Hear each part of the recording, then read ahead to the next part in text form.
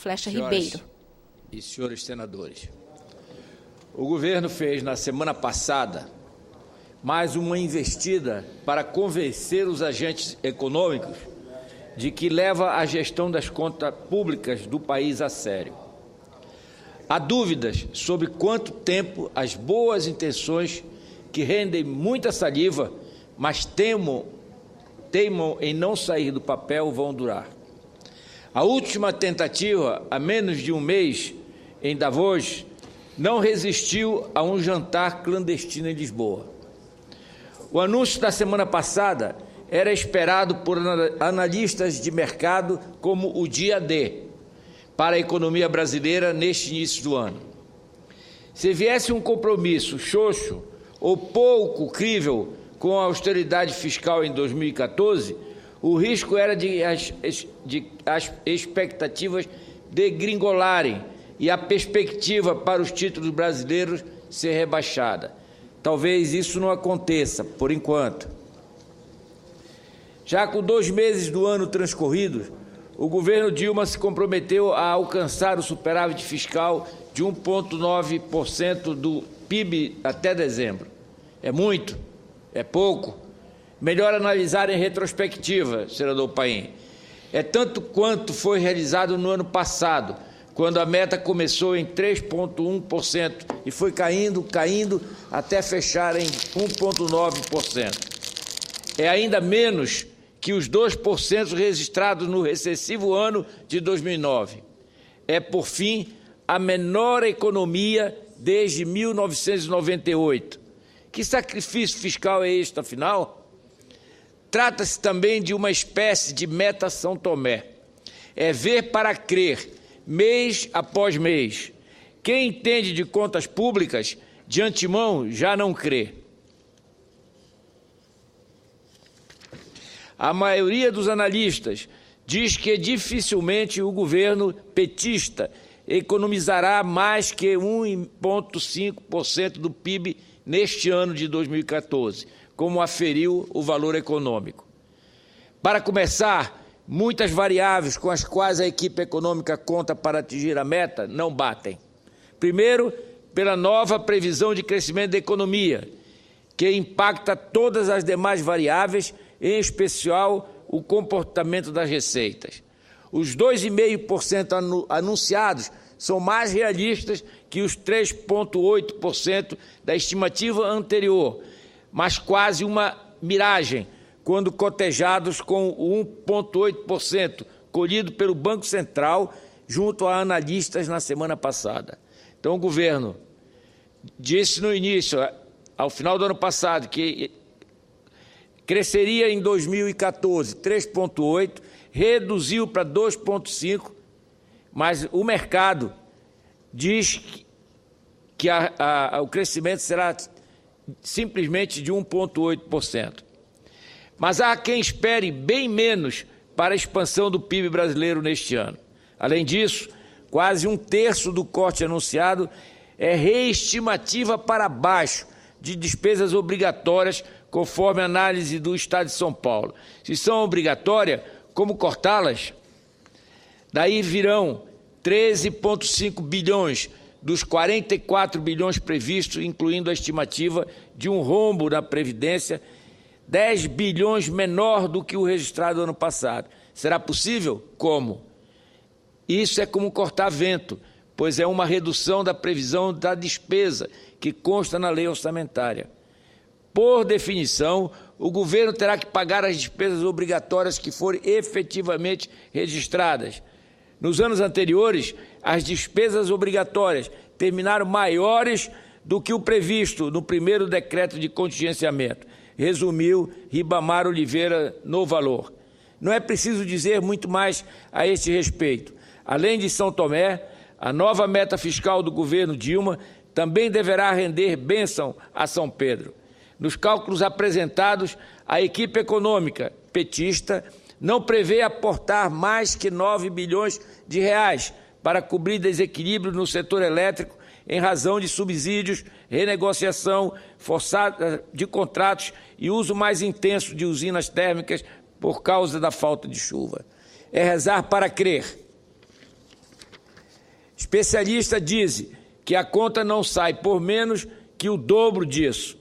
O governo pretende gastar 9 bilhões e os especialistas dizem que a conta é o dobro, no mínimo o dobro, 18 bilhões. As previsões para o comportamento das receitas também são exageradamente otimistas. O governo projeta 20,9% do PIB, mais que os 20,6% de 2013, quando a arrecadação foi inflada por ocorrências atípicas, como o leilão de Líbia. O pessoal de Brasília parece ignorar que não é todo ano que se vende metade das reservas estimadas de petróleo de um país. Entretanto, segundo o Valor, o ministro da Fazenda diz que tem trunfos, entre aspas, na manga para garantir o objetivo fiscal neste ano. Entre eles está a taxação de empresas distribuidoras de cosméticos, estendendo prática que hoje é feita só nas fábricas. E também mudança das regras de concessão do seguro-desemprego e do abono salarial, que ele já prometera antes.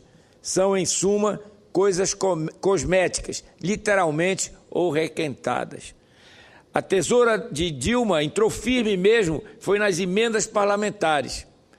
Serão 13,3 bilhões a menos, que atinge diretamente a área social, pelo menos metade delas iria para a saúde. Ou seja, o corte também terá o condão de azedar ainda mais o clima, na já conflagrada base de apoio a presidente no Congresso. Do PAC, que no ano passado não executou nem um terço do previsto, foram retirados 7 bilhões. Aí é tesourada em puro vento. O ajuste será capaz, no máximo, de evitar uma deterioração mais grotesca dos indicadores de solvência do país, mantendo estável a relação dívida-PIB. Representa também o reconhecimento oficial do fracasso das políticas anticíclicas e de que a política fiscal vigente não ajudava em nada o controle da inflação, que o governo estima em 5,3% neste ano, o que seria a taxa mais baixa alcançada na atual gestão, e muito longe da meta. Esse 5,3% está próximo do nível superior da meta, e não da meta que é de 4,5%.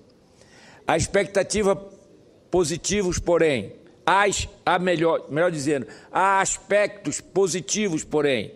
Até bem pouco tempo atrás, o governo Dilma acreditava piamente que era possível empurrar a periclitante situação fiscal do país com a barriga, até que as eleições passassem, e na suposição de reeleição da petista, só então fosse tomada alguma medida mais drástica. Imagine a debacle em que o país não estaria se esta atitude irresponsável tivesse prevalecido. Ficamos com o menos pior, senador Paulo Paim. Antes de encerrar, senador Paulo Paim, quero pedir a Vossa Excelência que encaminhe à mesa o requerimento que faço neste momento, nos termos do artigo 222 do Regimento Interno, e ouvido o plenário, que seja consignado nos anais do Senado, voto de aplauso à sua eminência reverendíssima Dom Orani João Tempesta, arcebispo do Rio de Janeiro, por sua nomeação como cardeal pelo Santo Padre, o Papa Francisco, no dia 22 do mês de fevereiro. Requeiro, ademais, que o voto de congratulação seja levado ao conhecimento de sua eminência reverendíssima e da Anunciatura Apostólica no Brasil. Dom Orani João Tempesta ascendeu merecidamente ao cardinalato no dia 22 no Vaticano, das mãos do Papa Francisco, com a presença do Papa Emérito Bento XVI. O novo cardeal recebeu a titularidade da Igreja Romana de Nossa Senhora da Providência, de Monte Verde. Dom Orani ingressou na Ordem Cisterciense, no Mosteiro de Nossa Senhora de São Bernardo, no ano de 1968, e em sua trajetória pastoral, dentre outras missões, foi bispo de São José do Rio Preto, arcebispo de Belém, do meu estado, estado do Pará, e arcebispo do Rio de Janeiro.